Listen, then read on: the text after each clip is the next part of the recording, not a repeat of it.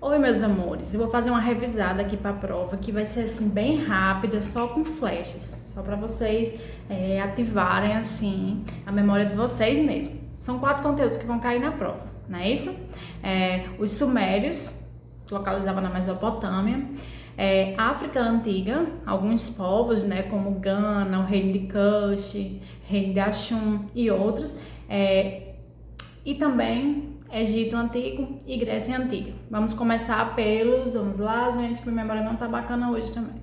Pelos sumérios, né? Eles viviam na Mesopotâmia, que é uma terra, o próprio nome dela está ligado a 2 rios. A Mesopotâmia, ela localizava-se geograficamente entre 2 rios, que é o rio Tigre e o rio Eufrates, certo? Então esses rios vão ser extremamente importantes para os sumérios, para o desenvolvimento da sociedade que viveu na Mesopotâmia, certo? Então é bom que vocês lembrem sempre desses 2 rios, ligando eles à Mesopotâmia, aos sumérios, né? Então, sobre os reinos africanos, eu vou falar um pouquinho de Gana, né? Gana, ela ficou conhecida como Reino do Ouro. Por quê? Porque havia ouro em grande quantidade lá em Gana, né? Então, o Reino do Ouro, quando a gente fala do Reino do Ouro, no contexto das civilizações africanas, a gente está falando de Gana, ok?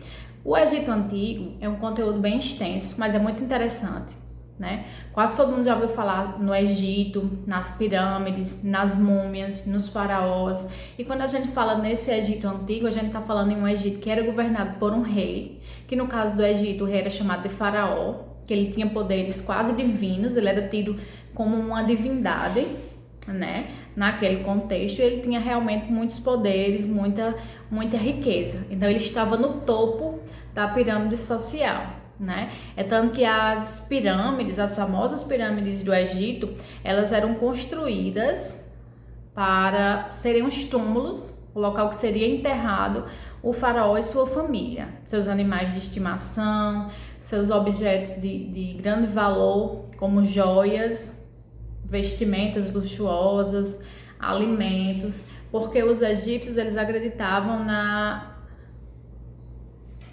vida após morte. Eles acreditavam que o espírito poderia voltar ao corpo e aquele corpo poderia voltar a viver. Por este motivo é que eles vão praticar a mumificação, né? O processo de mumificação, ele ajuda a conservar, a preservar o corpo desses indivíduos. Então, quando o espírito retornasse, né, ele teria um corpo ainda em condições de viver, ok? Outra coisa interessante sobre o Egito, que eu ia falar para vocês, é a questão do rio Nilo. Assim como o rio Eufrates e o rio Tigre são importantes para a Mesopotâmia, o rio Nilo ele vai ser extremamente importante para a vida no Egito Antigo. É tanto que muitos dizem que o Nilo é uma dádiva, né, para os egípcios, é um presente, porque ele realmente tornou possível o Egito se desenvolver tanto quanto ele se desenvolveu. Sobre a Grécia Antiga, a gente apenas começou a estudar, né, o mundo grego, a gente não concluiu, mas o que vai cair assim na prova é a parte inicial, entender que na Grécia não havia um poder centralizado, você não tinha um rei para toda a Grécia, você tinha cidades-estados, então cada cidade tinha o seu próprio governo, cada cidade tinha seu rei, digamos assim, de modo bem geral. E as principais cidades-estados, nesse contexto, vai ser Esparta e Atenas. Esparta ela vai se caracterizar pela vida militar, né?